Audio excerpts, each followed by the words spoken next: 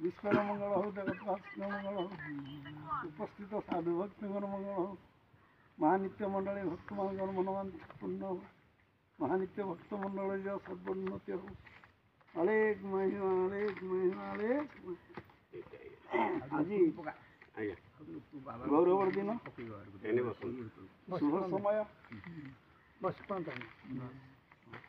शुभ समय महाप्रभुंकर आशीर्वाद थिबारु महिमा गोसाई महाशून्य उदय ही अलेख महिमा धर्म प्रचार कर प्रार्थना रे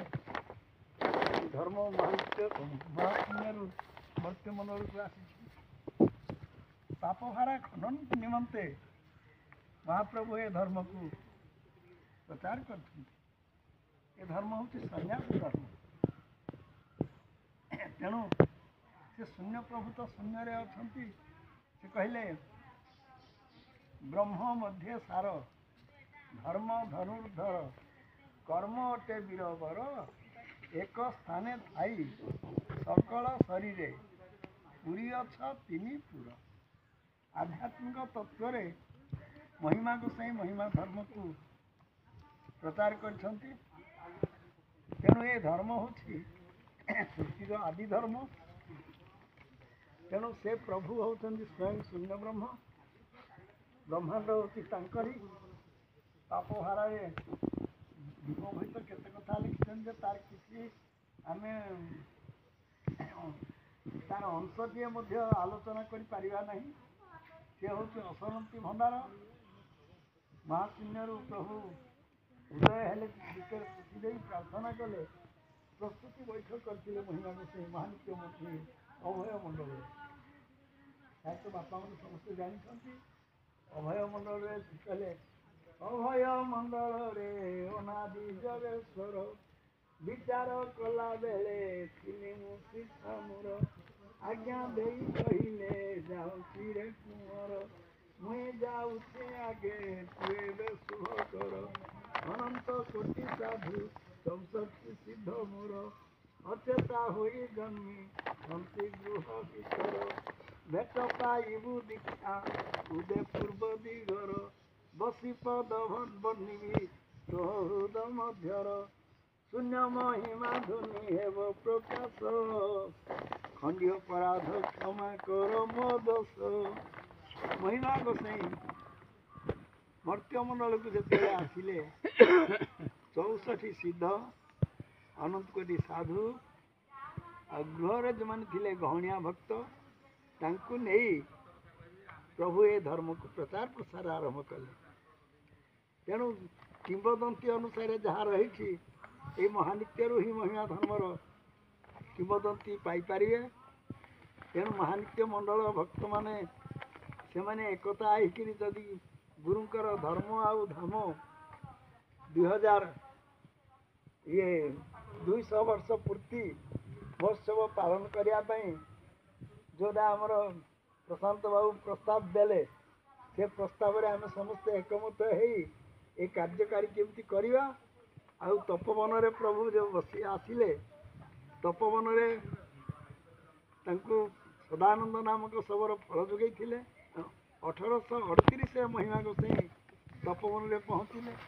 ये पवित्र पुण्यभूमि ढेंकानाल राज्य ये पवित्रता थिबा दृष्टि महाप्रभु को से टाणी आला ये भूमिर पवित्रता रही। ये भूमि ढेंकानाल अनुगुल तेन कहले कपिलास ढेंकानाले आठगड़ अनुगुले महानित्य खेल कले जाई देख स्थान मान यही स्थानर पवित्रता रही पुण्य बल रही धर्म बल रही। तेणु शून्य ब्रह्म अलेख महिमा आसिक ओह्लैक धर्म प्रचार कर। तेणु सदानंद नामक शबर 12 वर्ष फल देते द्वितीय 12 वर्ष राजा भगीरथ महेंद्र बहादुर गदुग्ध देले। महिमा धर्म से तपोवन उद्भव तपोवन तपोवन महिमा धर्मर जन्मपीठ कहले अत्युक्ति हम नहीं। तेणु से बाबद 200 वर्ष पूर्ति महोत्सव पालन करने आम समस्ते एकमत हो कार्यक्रम केमती करवा समस्त से अलेख महिमा पाखे आम प्रार्थना करिया। से प्रभु ही सब करेंगे समस्त हृदय से विराजमान कर तेणु से कहले त्रिपुर जगते जीव छंती जेते अच्छी नाम कला चिन्ह समस्त संकली एक आत्मा बोली नकर हो आन भिन्न जनाऊँची मुझे भक्ति भावन जे आहे अणिमा अनंत तीन भुवन रे जेते जीव छंती समस्ते तुम्ह भल प्राणी का आरत दुख अप्रमित देखूँ देखूँ केवा सहु मो जीवन पछे नरके पड़ी खाऊ जगत उद्धार हो जगत को उद्धार करने यही धर्म मर्त्य मंडल को आसी तेणु जगत उद्धार धर्म तेणु से कहले जगत भितर आमे समस्ते संत भीम भाई जहाँ लिखिं लेखा आज जाति संघर स्थान पाई भारत सरकार मान्य देले सम्बलपुर शालीमार ट्रेन को महिमा गोसाई नाम नामित कर कलिकता पठेले ओडिशा सरकार ये कालुड़िया सेतु को महिमा सेतु नाम नामित कले ये स्वीकृति प्राप्त धर्म हूँ महिमा धर्म ये सृष्टि आदि धर्म तेणु कहले एवं से अनादि दिगंबर हो बही बुद्ध तनु आदि परम ये धर्म देइछंती सृष्टि हैला जेते दिन सृष्टि हैला सेते दिन ये धर्म रही तेणु पुणी कबीरदास लिखिले अलेख जगत का बाप है बेटा किसका नहीं बेटा होकर जो जन्म लेता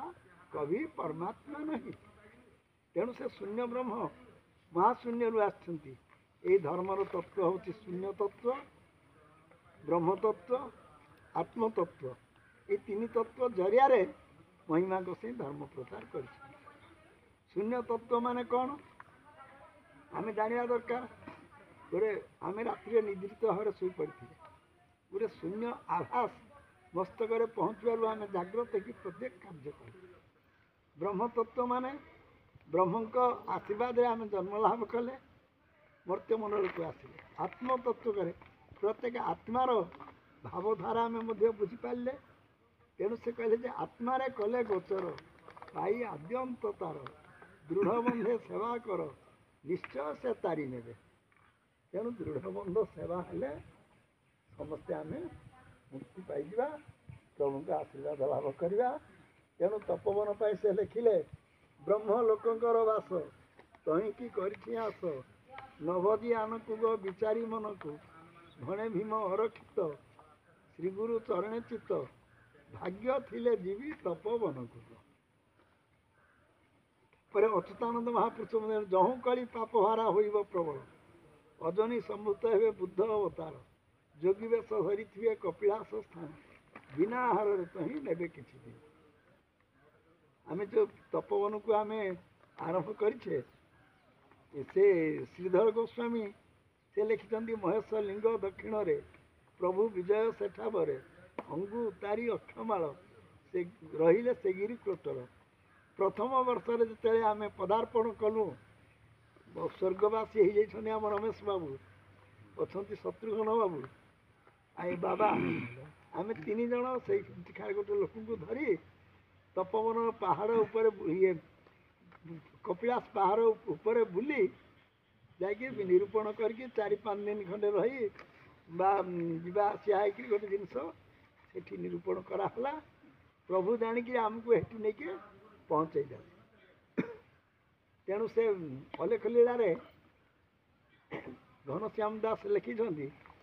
पथर कुंड झर पानी गिरी तल पानी से गोटे किंवदंती महेश दक्षिण श्रीधर गोस्वामी लेखा नारायण साहू लिखिले अक्षमाल अंगु उतुराई रखी छंती कपिलास कंदरे सुजने घोर एकांबर बनरे कारण एकांबर बनु से कहले एकांबर बनु स्वामी शून्य मार्गे गले